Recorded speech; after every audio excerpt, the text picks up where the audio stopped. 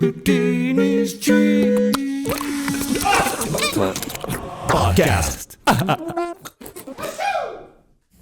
Yeah, like the creative path. Yeah. Yeah, its only real bounty is in relationships and experiences. That's right. We're wealthy with friendships.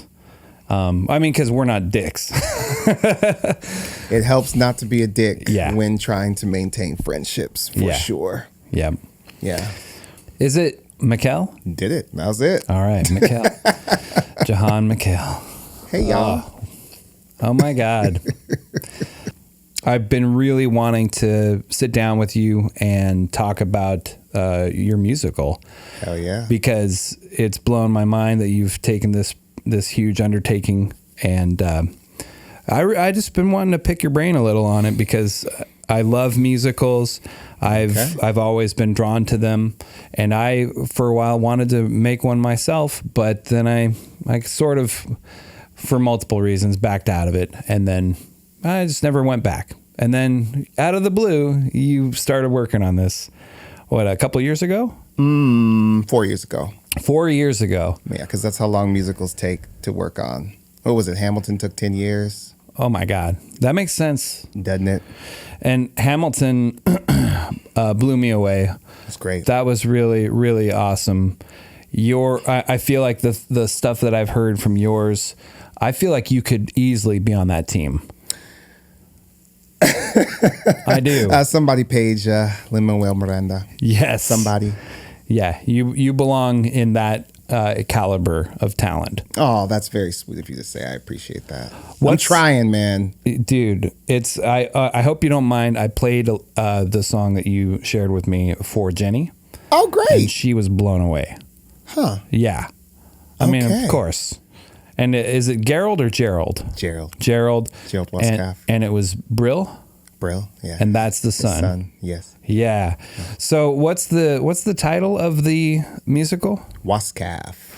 And that's an abbreviation?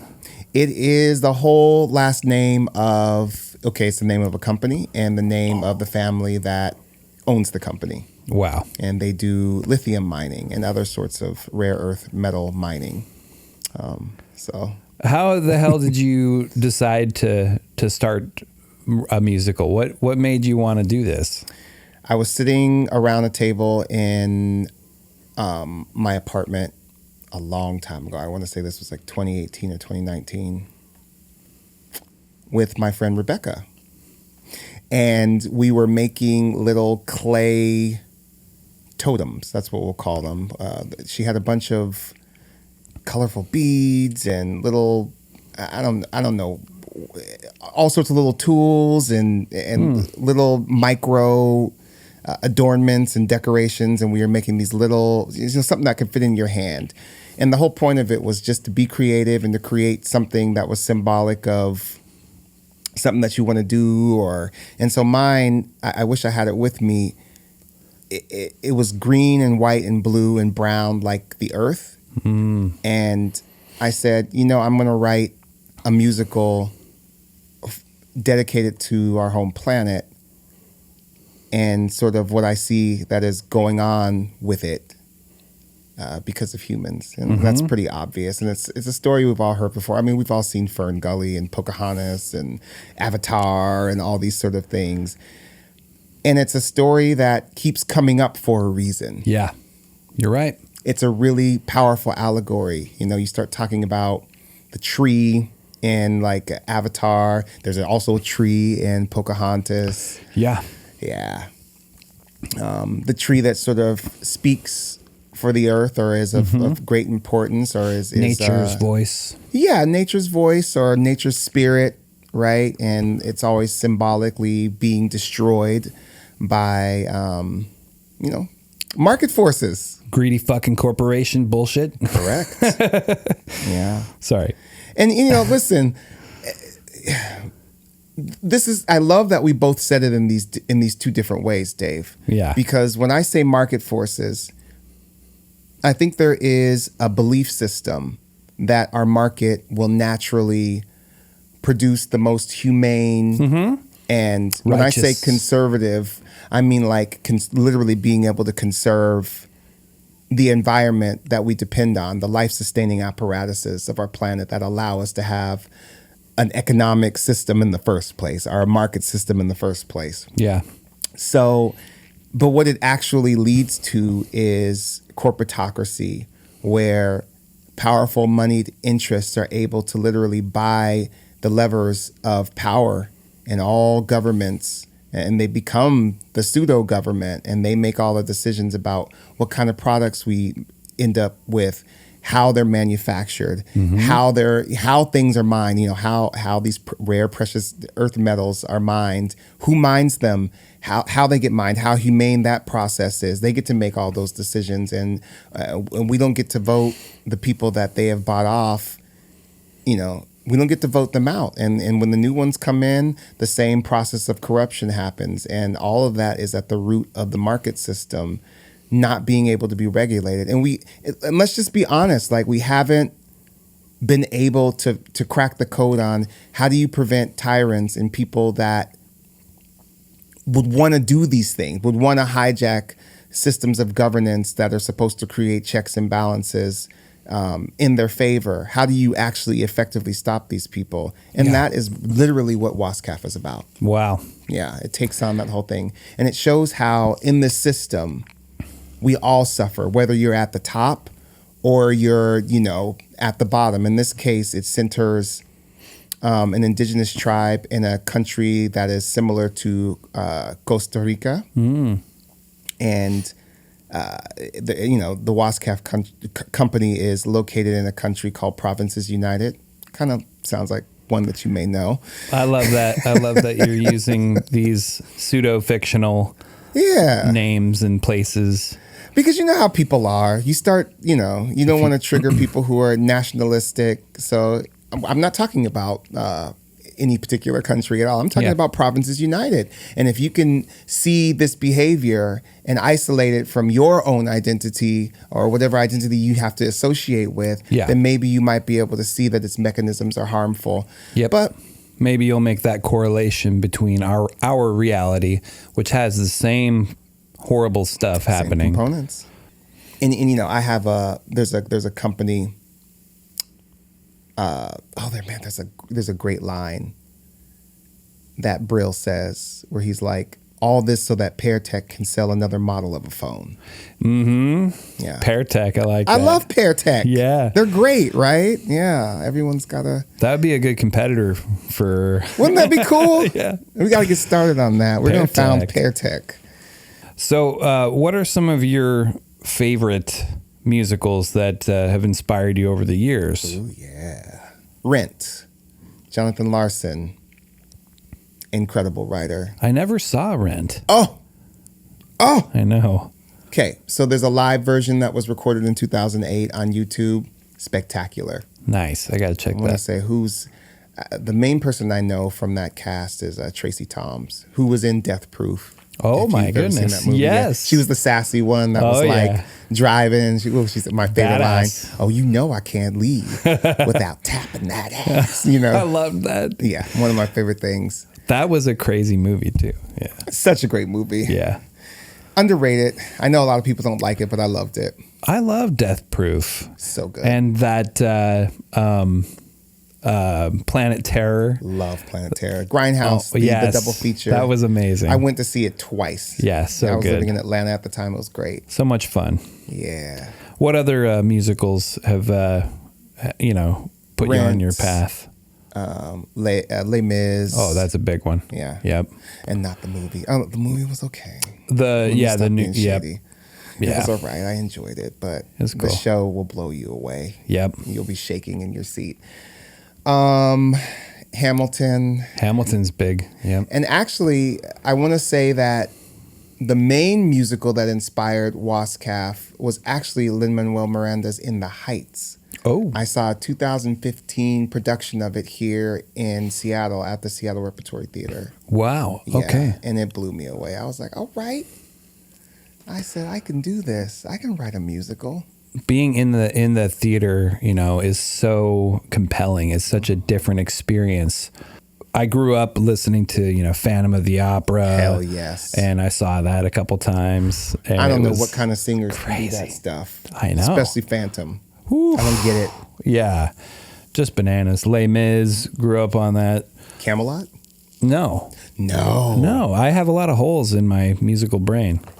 Yeah, Camelot's good. Yeah. Yeah, that would be cool. Yeah. So Book of Mormon? Did you enjoy that I one? loved that. I saw classic. that. That killed. Yeah, they So nailed good. that. Yeah. So I know you joined some kind of forum or group didn't you, to help write? Yes, I did. Musicalwriters.com Okay. with Rebecca Lowry. Yeah. Yeah. That's the She same founded Rebecca? It is a different Rebecca. A different Rebecca. Yeah, I am surrounded by Rebeccas. I got like 8 Rebeccas in my life. I don't know who was doing the naming sometime in the mid 80s, but y'all got to be stopped. No, Rebeccas are wonderful. And I want to say my first friend in grade school was also a Rebecca. Rebecca Maines, shout out to Rebecca, wherever you are living at this point. You were great. Yeah, I remember having a crush on a Rebecca in grade school. See? Yeah, there's something to those Beccas. I agree. Tell me about the process of coming up with the story and the characters. Oh, Lord. Or did it come from a musical place? Did you start with the music first, or was it kind of a mixture? Okay. Let's start with the story, because the story came first. And it was a very loose outline of what would get the point across. My critique of free market capitalism, and its real effects on people and society. What would get that done? So I came up with the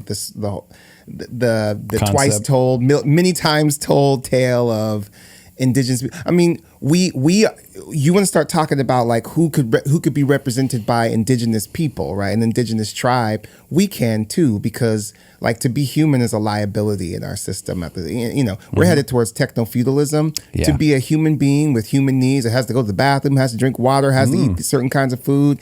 Completely incompatible with the priorities of the market, right? And we have emotions, and we're passionate. Yeah. We're caring. Yeah. That's a problem. We're the squishy organisms that are largely unpredictable and absorb our environment, and at the same time create our environment. It's a really trippy thing. And so, again, that story helps us to tell our whole entire human story of, this tribe being taken over by this machine, quote unquote.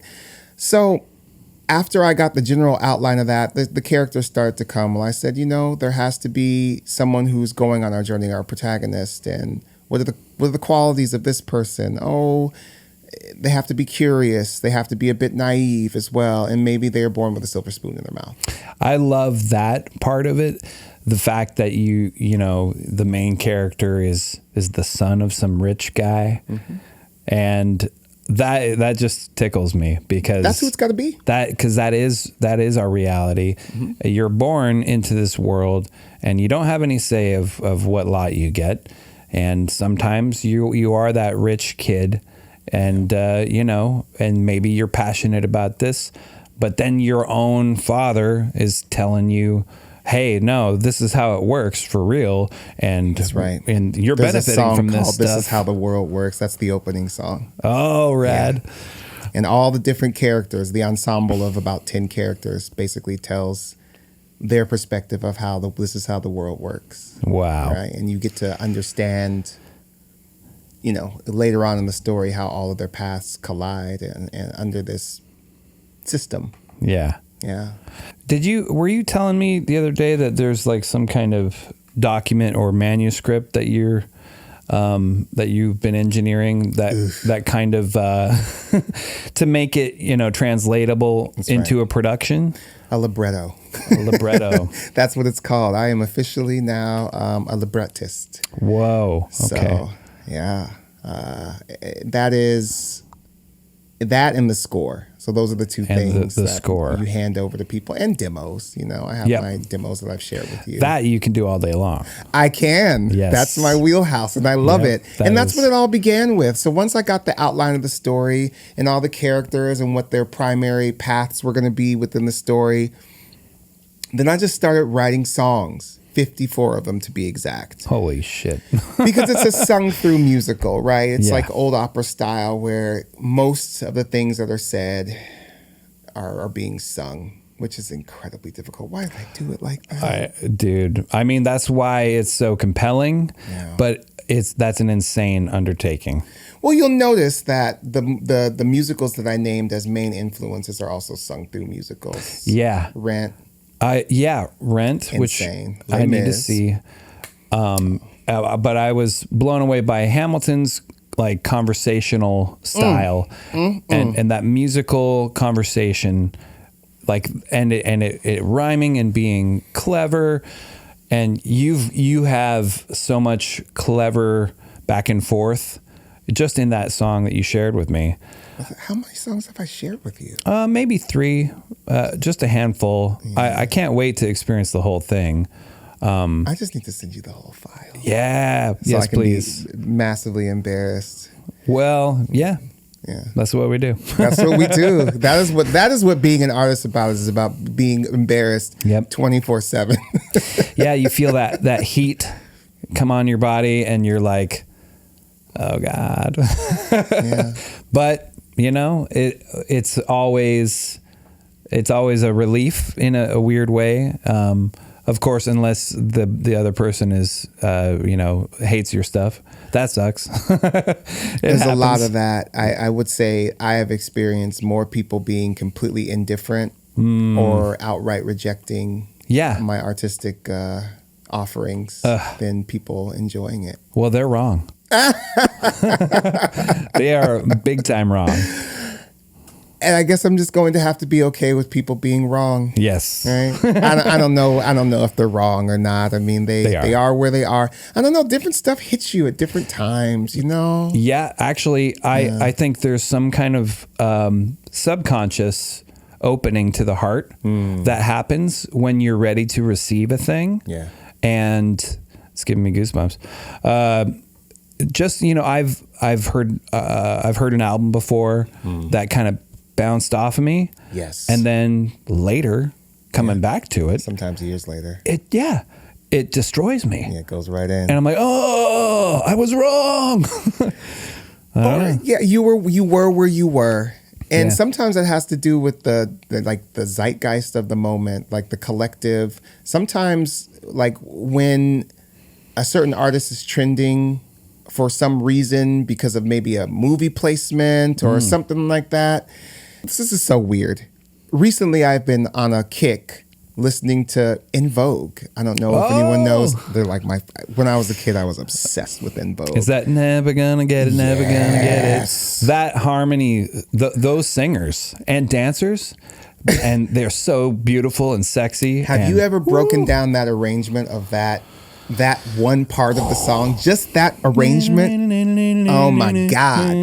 The way those harmonies are moving, the counter, right. Holy The shit. counterpoint, it doesn't make any sense. I don't know who was doing that and why were they doing it? Yeah. It was out of nowhere. Every time that video came on, I was glued to it. Absolutely. And they were just looking so, oh my God. Those dresses. Yes. And the harmonies. The hair, the makeup. It had a good groove to it. Oh yeah. Yeah, that is some good shit.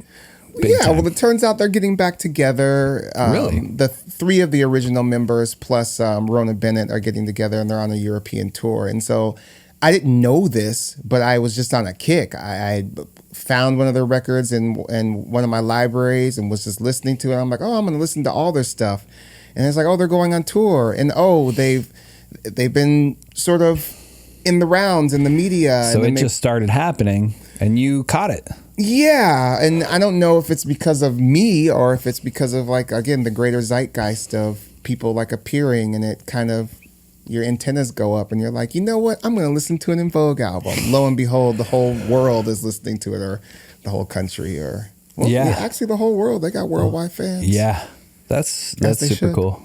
That would be a fun show to go to. Oh, when they get back to the U.S. and they've got Maxine Jones back, that's their alto. Yeah. Gives them that robust, perfect bottom to the harmony. I can't wait to see them. I will fly, drive somewhere to go see them if they do not end up in Phoenix, Arizona. Yeah. I want to know what kind of musical that you want to write. Have you given that any thought? I don't know. I mean, the one that I did before, or that I was writing, I got really obsessed with suicide, and it was like, don't squint. I know That's a really interesting thing about human beings. It is. It needs to be talked about. Yeah, and I felt that, like back in the day, maybe over 10 years ago, and I started putting together this thing that was super about that. And it's a really kind of brilliant idea, but it ended up being so bleak. And, like you kind of get these with suicide, the more you kind of pour into that topic creatively, it kind of spirals in. Okay. And I just started to feel like it was maybe unhealthy for mental health to be doing, but I was doing okay. I just kind of, the timing, I was way focused on it, and I was writing these different scenarios that all ended in suicide. And the whole concept was like Act 1, you get like 4 or 5 scenarios that all end in suicide. And then an intermission. Okay. Go and get your popcorn and your whiskey. And then Act 2 was going to keep going. Yeah. And there were going to be 4 or 5 more scenarios that all ended that way. Okay. And then the finale was going to be another one. Yeah. It was going to be another one, but it was going to be really serene and really beautiful. And it was going to, there's a twist that I won't spoil. Yeah. But, and it was gonna, at least I wasn't gonna feed everyone the direct answer, but my hope was that they would take away the twist and like, they would go, oh, wow. Mm-hmm.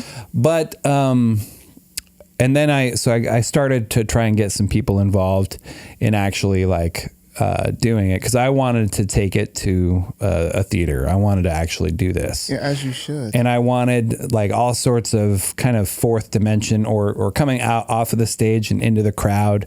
And I wanted all sorts of effects and things to happen and to really like get in people's heads. Mm-hmm. And I was very, very excited. And I was about to start going into the music aspect of it. And then it just kind of, I got a little overwhelmed, I guess. I started, I didn't do any music, but I started to just go into the practical steps of like, okay, I need a team. You need people to do this. Yeah. And I just was kind of, ignorant to what it really takes. Well, there's a process, right? Like when you create a musical, the songs, they actually recommend you to start with piano and vocals. That's it. You get the basic chord structure, the basic tempos, the basic, you can do little melody lines and things and get it really simple and stripped down so that when you do get a team that can see what the vision is, they can really help you beef it up from there, and you don't have to worry about, I didn't exactly do that. Yeah. I kind of worked backwards and sort of started engineering the sound. But Dave, that's so interesting. Yeah. Wow. In the end, I pulled the plug on it. No, I did, because I felt like, so I just paused it. Yeah. Okay. And then several years went by, and in the time in our world got way more bleak. For sure. And then when I started thinking about it again, I was like, you know what? Our world is so bleak now and so heavy that I don't feel the same need for this topic to get covered. Okay, I You can know? relate And- because we've now yeah. moved on from corporatocracy to oligarchy. Yeah, you're right. So, But a little different. corporatocracy is still very important, and it wants to be back. That's correct. It wants to take over from the oligarchs. Yeah. So I mean, you're still right there, and And also, it was the path here. yes. So that's important to acknowledge. Yeah. And I also don't with suicide. You know, I really don't want anyone to get that earworm or mind virus about suicide. Well, You know what I mean? What would you say is does the show take a position about suicide? Because look, I think if people understood suicidal tendencies, Yeah. a lot, we could recognize the signs, we could understand the triggers, we could. I don't could know. actually address it in a Yeah. mental health kind of way. Exactly. See, now I was too immature at the time to embody the work that way, and I know that if I had went through the whole thing, it would have been way more abstract. You know, like a lot of my stuff is, it's very kind of abstract and open, and like you can kind of draw from it whatever you want. I think what would have been drawn from it would have been just like bleak and death, and maybe giving people ideas of how they could potentially end it. That could be a problem. So It's but, like yeah. what happened to 13 Reasons Why. Exactly. Yeah, people- exactly. That was a cool show. It was really cool. But yeah, it sort of made people go, yeah, this is a great way to, especially since they were kids, you know, It or was younger. very graphic. Great way Yeah. for me to end it all. And I can, you know, raise the middle finger to people and say, it's because of you, asshole. Yeah. That's why I did it. And yeah, I certainly want nothing to do with that. I don't want to, That was intense. I want to inspire people, but not to end it. I see. Well, look, maybe that plug can go back into the wall socket Yeah. at some point. And, you know, now that you do have that perspective, you can work with others. You can Yeah. do research yourself about how to present this topic in a way that is a net positive to people. You know, talking to you about it, this is the first time I've felt like that door isn't locked. It's just closed. Well, you've heard of Dear Evan Hansen. Dear Evan. Hansen. It's a musical about suicide, Oh, really? teen suicide. Well, there you go. Maybe that's why I don't need to do it. and it was very nuanced. It's obviously going to be very, very different than the experience that you were putting together for Yeah. sure. Wow. It's very. Actually, it's funny. The music kind of reminds me of like Christian rock. No. It's good though. Okay. It's not like my favorite kind of music, but it really works for. It worked. Yeah, it really worked. I just recently saw a production of it in Phoenix, just like maybe less than 6 months ago. Oh my goodness. Yeah. Okay. I said, okay, listen, Phoenix, let me tell you something. Phoenix, in the Phoenix area, the Tucson area, the Phoenix metro area, Maricopa County, shout out, has some real major talent down there. Yeah. Absolutely slept on. Huge Wow. theater scene, and people are, man, they're busting ass down there. We saw a production of The Fiddler on the Roof. Oh, hell yeah. I was like, y'all better sing, y'all better dance. It was perfect. Man. That's a good one too. Yeah. Wow. Yeah, great show. Great show. Yeah. Yeah. Matchmaker. Oh, just all those great songs. Yeah. Super, super cool. Yeah, maybe I'll go back to it. Certainly, it is I feel like it's one of my life goals to do a theater production. I think after I checked that, I have been just in the background, wanted to have a theater show. Yeah. Now it doesn't have to be like suicide or anything, but I've performed in a lot of bars and things. That's cool. I love it, but it's not quite right for me. Like I feel like I need a captive audience, you know, who's Dang. there to like have an experience. You should just write for musical theater. I think that would be awesome because I've been in plays as a kid. I was in plays, a couple, and it was awesome. I felt like a kinship with the theater crew, you know, And I love that. I love being theatrical. Have you ever even considered an audio engineering gig with a theater company? You know, Just to see. I haven't really pursued that. You could. You every have the every credentials. live engineering thing is always stressful. It is Terrible. It's so stressful. Yeah.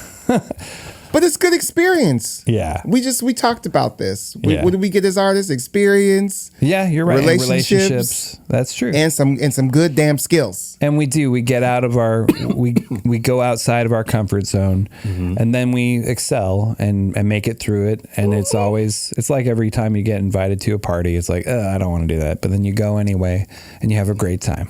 Yeah, parties. Yeah, but I love the idea of performing on stage and you know, the captive audience that I get to torture.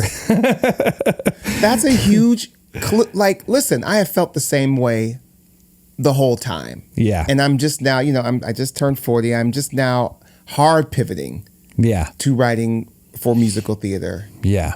And I feel like that's the exact right place for me. Yeah. Big time. My music fits there. It doesn't really fit anywhere else. Well, I mean, I think it fits in our world, and I love your music. I love your music, Dave. This is why we're friends. See? We get it. It's just that simple, people. Tell me about the process of scoring this thing, and also like what kind of instrumentation do you envision for this? Like, Ooh, yeah. You know what I mean? Like what kind of orchestra pit is going to be at Wascaf? Okay, let's talk about it. So scoring it right now is just the piano vocal score. So I composed an interpretation. So listen, again, I started with more complex instrumentation, digital instrumentation. Yeah. To sort of get my point across about what kind of sonic landscape the songs are even going to exist in. And we'll talk about that in a moment.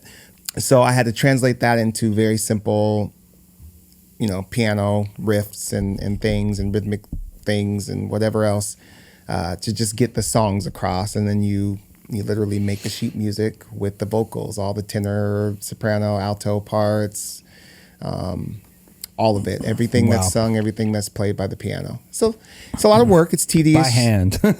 You can either do it by hand or you can do it in software. Either way, it's tedious and terrible. Thank goodness I've been giving child piano lessons, so my theory you've is been fresh. teaching? I have been teaching. Oh. Yeah, just kids in my neighborhood and my nieces and nephews. I have my one is my niece and the other I play nieces and nephews that are kind of in our circle down there in Phoenix. Cool. So your brain's already been plugged back into theory. Yes. That's cool. So that's made it a little bit easier. And I used Finale, which now is being discontinued. And What? I know, isn't that crazy after all this time? And I don't even know how to say this new software. Is it Dorico or Dorico? I don't know if it's called, but I have to learn that now. So Shit. yeah. Jesus. That's the last update. No more Finale, people. It was a clunky program, but True. you know, you learn to work with it, and you do the best you can, and so you do the score. But as far as the sonic landscape, So again, we're headed towards a more techno feudalist world. So I went super synthy and electronic. Yeah, for everything that happens in the setting of Provinces United, mixed with. You get your sort of classic instruments that have been chosen to represent wealth. So pianos, harpsichords, that sort of thing. So you get... Ding, ding, ding, ding, ding, ding, ding. Yes! So a little bit of that action, especially when dealing with the Wascafs directly, the Wascaf family. It has a... yes. Pompous kind of pretentiousness. Yes. And then you get... We don't play with guitars. Absolutely not. We mash keys. And then when you get to Colina Rica, which is the country that the Arbol Sabi tribe resides in, it is all very much Afro-Latino sort of classic music, percussion, marimbas, guitars, right? Earthy stuff. Very earthy stuff. Cool. And as the show goes on, you get those two worlds collide. Yeah. The techno-feudalists and the natural world collide, and you get a blend of those things. Wow. Yeah. That's going to be amazing. We'll see. Yeah. So at this point, lot of work. you've finished the composition Yes. and you've finished the score, or you're finishing the score. Yeah. Because that's a lot of math equations to get it into a manuscript that people can go, okay. Mm-hmm. I just finished somebody else's score for another person's on the musical side. I'm working on. Yeah, I've got those gigs going on. So That's lots cool. of practice. That helps. Oh, for sure. I got to work out all the kinks and learn all the software for somebody else's project. So, and now when I actually, get mine wrapped up, I should be pretty streamlined by then. I'm collaborating with a writer named Nick Orton out of San Francisco who's writing a spectacular show. I can't say much about it. Yeah, But- that's super cool. Yeah. That's exciting. That's what's going on with the score. That is amazing. So, okay, so you finished the score, or you're finishing the score, and then I assume from the score, someone would need to orchestrate Yes. for the actual theater. Could be me. Could be, it's kind of whoever is taking it on That's right. into the theater. Yep. And what do you envision for that? Or do you have plans for that or ambitions for taking it from this creation and bringing it to, when will you end here, or are you going to keep pushing this vision? Okay. I do want to create a pitch deck and get all my materials together. Pitch deck? A pitch deck. Okay. Yes. And try and get a theater company or somebody or a producer to say, hey, yeah, I would love to make this show. And from there, I'm really interested in collaboration. Listen, I'm not a set designer. I'm not a director. I was an actor.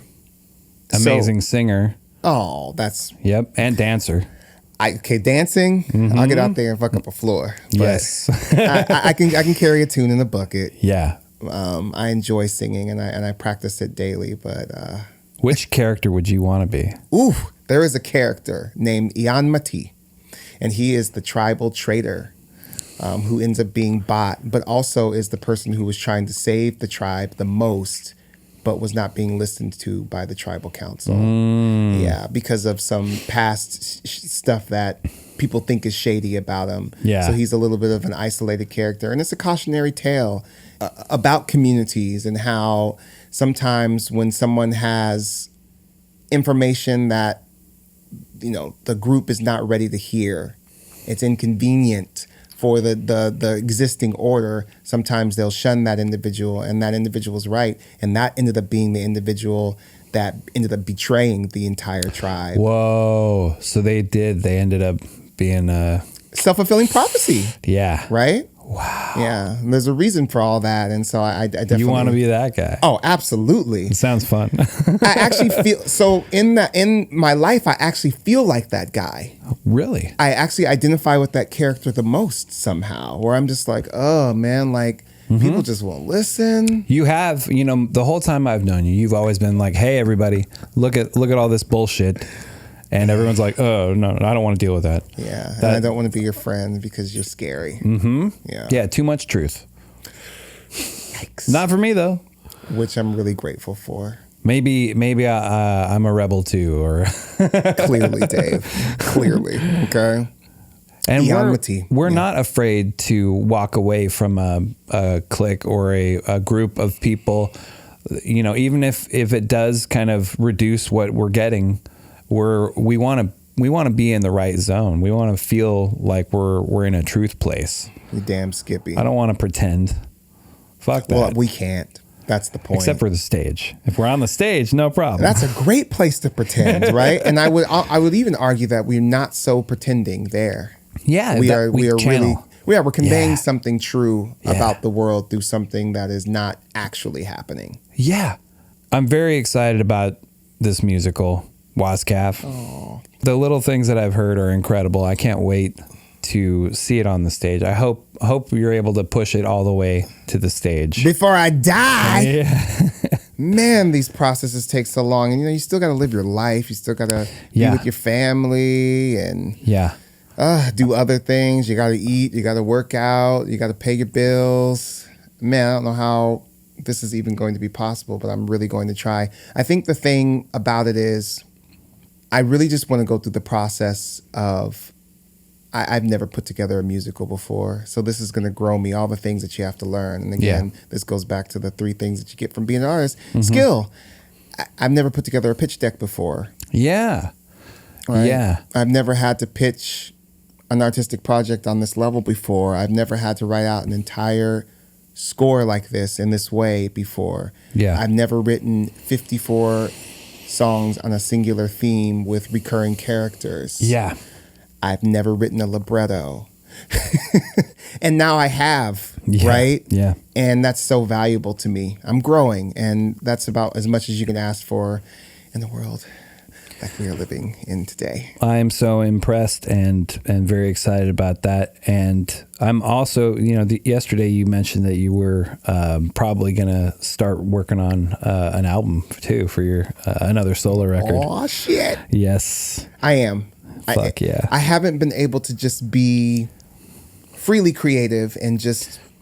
You've been on the rails that you set up for this massive project for Horrible 4 rails. years. Horrible rails. It's so lonely.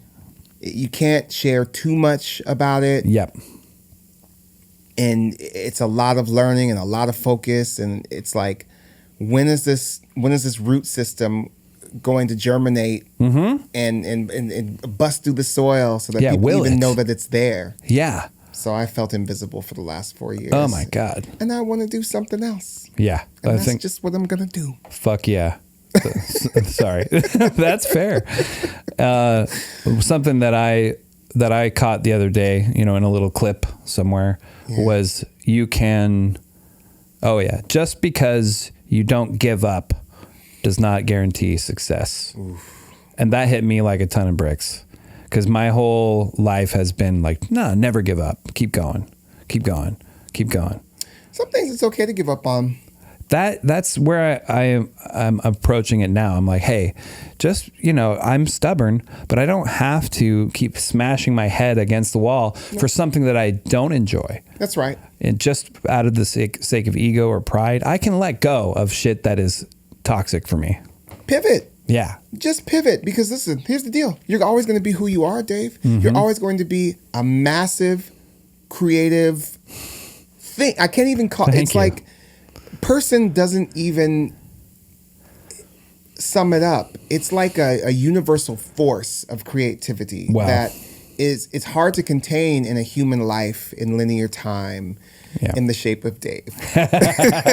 In the shape of Dave. Yeah. So you're always going to be that. And so whatever project or whatever line of expression that you have been using for that force that you decide that you're going to give up on, there will be something else. Yeah. And it will be refined, and it'll work for you even more. Yeah. So like... write a musical. Yeah, I love that idea. I do. It's taken me 18 years of failure to finally be an artist. Sounds like being an artist to me. Yeah, right? Just, good heavens. To Congratulations. Thank you. It's been like, I just came to this week. Yeah. And it's been a long road. And like, I've always like had that mentality of business person and artist. And I just need to admit I'm an artist and I can help others. That's right. And there is a money system that we can't kill. Not yet, anyway. Not yet. So maybe Brill can help us figure it out. Yeah, if Brill can get his act together, we'll see by Act 2. Yeah. Yeah. Hopefully we can get some real Brills in the world. Yeah. To blow up their own father's operation. For the sake of the planet and for the sake of humanity. Yes. I'm just so glad you came up. Hell yeah, Dave. You know I wouldn't miss this shit for the world, man. Yes. Dang it, I love you so much. I love you. You're amazing, Dave. Thank you for this. This was great. I really enjoyed talking about all this stuff. Me too. Thank you for everything. And you're such a genius. Aw. And I've wanted to pick your brain about this musical thing for a while. So thank you. Oh, thank you for asking. Thank you for platforming me. Yes. Nobody ever lets me talk. Yes. We'll do another one. We'll do another one for sure. I would love to, Dave. Thank you. Alrighty. Houdini's trick.